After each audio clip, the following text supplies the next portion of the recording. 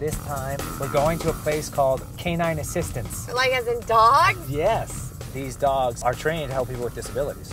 All right, here is the Canine Ranch coming up right here.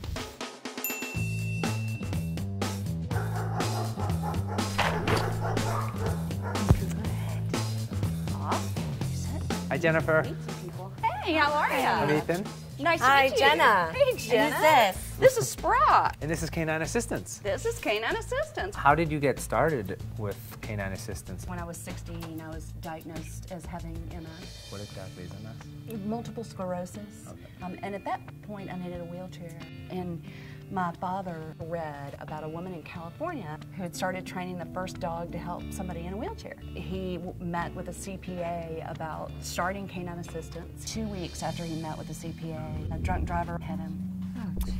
And he died the next morning. The reason that my dad wanted me to have a dog so much is, number one, I was terrified to be left alone because you're very helpless. And dogs like this can be trained to go get help.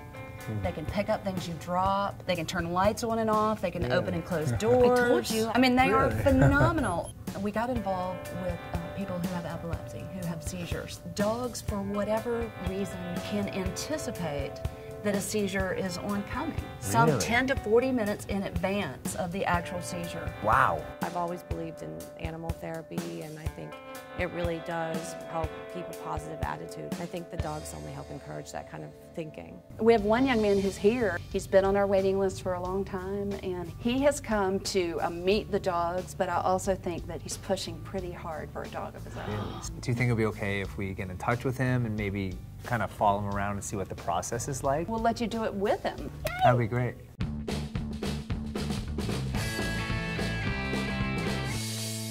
So we just left Canine Assistance, and we're gonna meet Matt. He has epilepsy.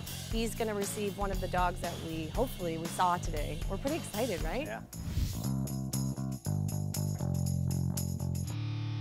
Why do you want a dog? I think will be nice having dog helping me around. I've been falling down a lot, hit my head through a wall. Because of one of your seizures? Well, when he has, sometimes he doesn't know that the seizures are coming.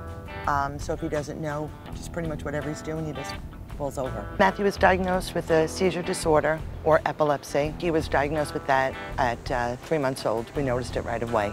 And can seizures affect, the brain in terms of, mental capacity and memory things? Well, unfortunately, the medication doesn't just tell the part of the brain that produces the seizure to slow down.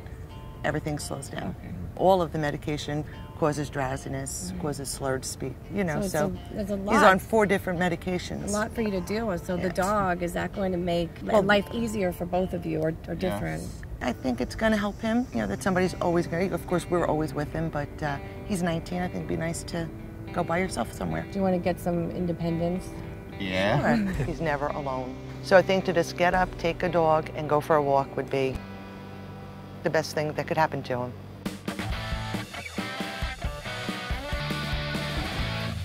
All right. After you, buddy. Hey guys, hey Matt, good to see you again, sweetie. I'm really excited to see Matt meet his dog and to see some of the things that these dogs can do for someone who has epilepsy. Okay, so I feel like this is the perfect dog actually for Ethan. If you'd like to let Merlin come on over. Oh, hey buddy. All right, why don't you go sit in a chair and let Merlin just come love on you. I know it was. What I'm interested in was actually the first person that he wanted to come to was Matt. Here, let's let him go sit in that chair over there.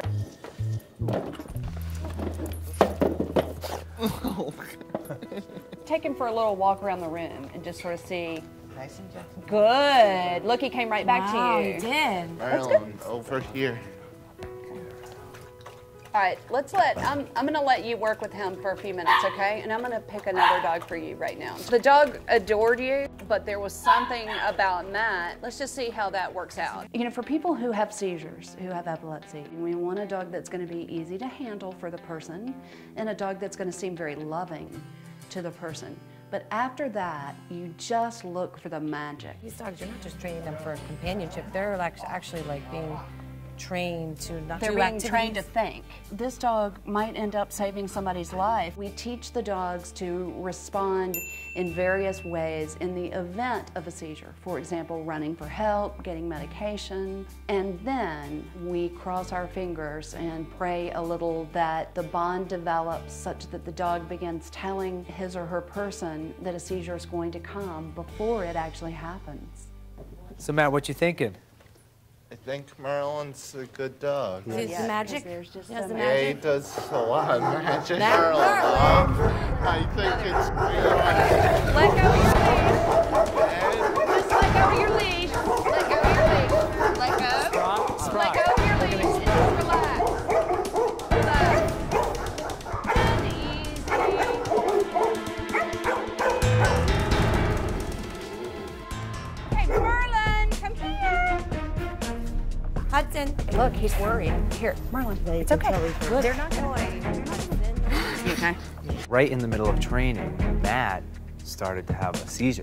Seizure. See? Seizure. Yeah. Yeah. You take care of him. Okay, I got you, Maddie. You want to try to get your seat? Is everything good? I feel better. You feel better now? Yeah. So you think the dog was picking up that a seizure's coming? That was what was going on. He's just not normally quite that bossy. He is not going to like having other dogs or chaos come anywhere near him when he's about to have a seizure. Genuinely, I have goosebumps because it's pretty unusual for that to happen this fast. Maddie, I think you might have found yourself a dog kid. The system works. Imagine once Matt and Merlin, you know, are together for years. I mean, Merlin's going to be able to sense that, you know, with plenty of time to keep Matt safe. No, they love you. Oh, now he's doing his play. Makes me happy kind of to see him acting like that because I think he just feels like you're not going to seizure right now. I worry about him constantly. You know, you hear a thump in the house, you don't know what it is. Just to have the dog with him at all times, I just think would be a wonderful comfort to him, to me, to our whole family. The dog will change Matthew's life. It's going to change my life, too, for the better. You know, I know we did this just for you to have a mini camp, but I don't see how you can live the rest of your life without him. What would you think if we made Merlin really your dog, and he would stay here and finish his training, and you would come back and get him? I really like that. Would that be all right? That's incredible. Yeah. When Merlin looks up in Matt's face, he doesn't see a kid who has epilepsy. What he sees is the most perfect creation God ever made. You see that sort of adoration reflected back at you day after day. Changes the way you feel about yourself. Matt, you're the man. For us, obviously, we have to say goodbye to the dogs, but for Matt, you know, his journey continues. This is only the beginning for him, really. Good luck with the dog. We want pictures and updates of you two. Later, man. Good luck. Bye. All right. To see more Everyday Health, subscribe or watch another episode right now. And check out Couples in Crisis, where sex therapist Dr. Berman helps real couples fix their relationship.